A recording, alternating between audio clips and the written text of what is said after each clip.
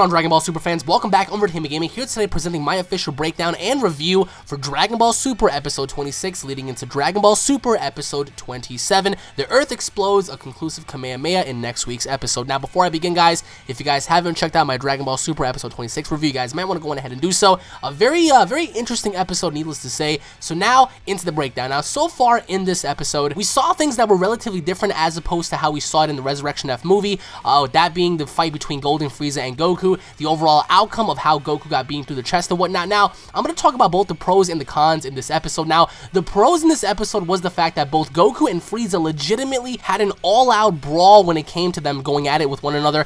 We get to see more of a sluggish, street file style because there were less blasts involved and more punches and kicks involved, because we get to see Frieza, he was kicking Goku in the ribs, Goku was punching Frieza in the face. It was a literal all-out brawl. If you go back and watch the episode very carefully, there was only one scene to where Goku and Frieza exchange ki blasts and stuff, but more throughout the entire episode, we get to see them just literally going back and forth, punching each other left and right, kicking each other left and right, stomping on top of each other and whatnot. So it was a really intense episode when it came down to them fighting. Of course, there were certain things that were changed, and the one thing that really bothered me was the fact that the 1-inch punch was actually substituted by Goku punching Frieza directly in the face. Now, what I mean by that was there was a certain scene where Frieza charged at Goku with all his power, and he punched Goku so hard in the forehead that we all thought he knocked his head off, but Goku stood there with his arms down, with his eyes closed, and he smiled at Frieza. He took his hand away, and then he punched Frieza right in the head, and Frieza went flying right into the rocks. He was hurt, and that substituted from the 1-inch punch, and I think that was kind of a big mistake, because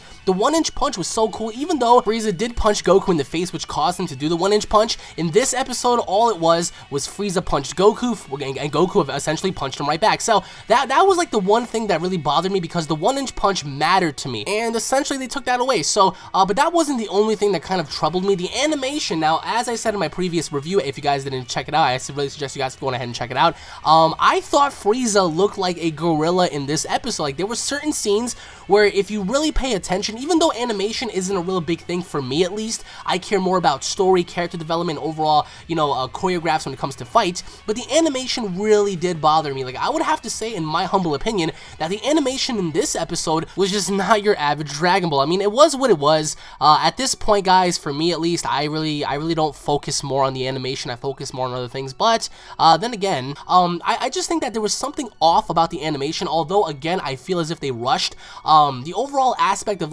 how everything turned out in the end, it just felt rushed, and I think that they should have took their time. The way Sorbet shot Goku was it was so expected. Whatever happened to the unpredictable factor, to where we didn't know what was gonna happen? We get to see Sorbet moving, behind the rocks and stuff. He was acting all sneaky and whatnot. Goku dropped his form. Goku went from a Super Saiyan God, Super Saiyan down to a regular base form, which never happened in the film, which I kind of wonder why. But then again, as I thought about it more and more, it made sense, because they didn't want the Super Saiyan God, Super Saiyan form to look weak against, a simple little laser beam. So I get that. It doesn't really bother me as much anymore. But it was where, Sorbet shot him. He shot him more towards, the right pectoral muscle, towards, the ribs and stuff. He shot him right there. And, it didn't really bother me at first, but then again, looking at it from the movie, it felt more realistic, and also it felt more devastating having to shoot someone in the heart, because it would cause them to have a hard time breathing. It would cause them to have a hard time standing up and stuff.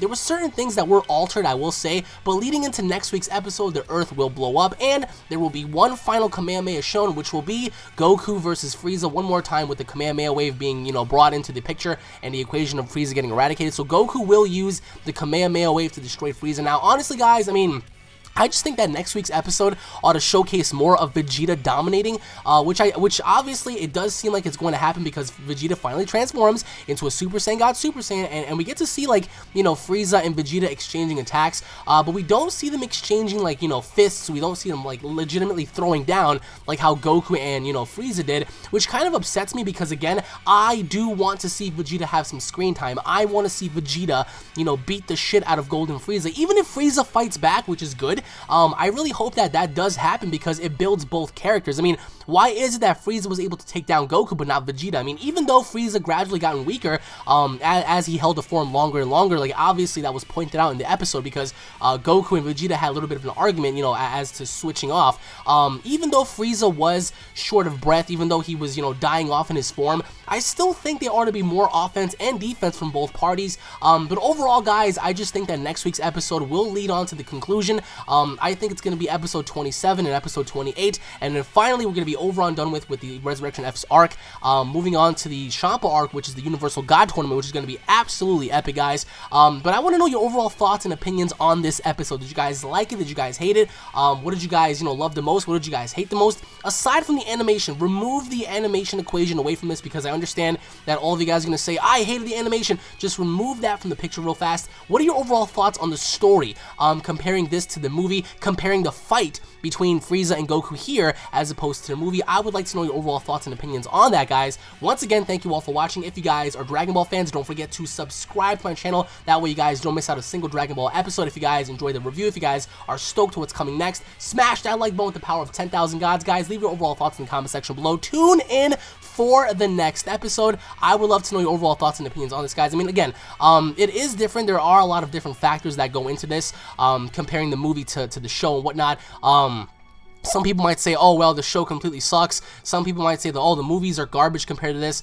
In terms of, like, quality, I will say the movies definitely hold the advantage over the show because, obviously, again, it is a very high-budget, you know, film production quality. So, like, obviously, movies have more production. They have better overall presentation than regular TV shows do. But what I think here is the fact that they're definitely going to play off this and they're definitely going to improve the animation as, you know, the Resurrection F arc ends. But let me know your overall thoughts, guys. Once again, tune in for the next update, and I'll be seeing each and every single one of you Super Saiyan gods in the next episode. Take it easy, guys. Peace.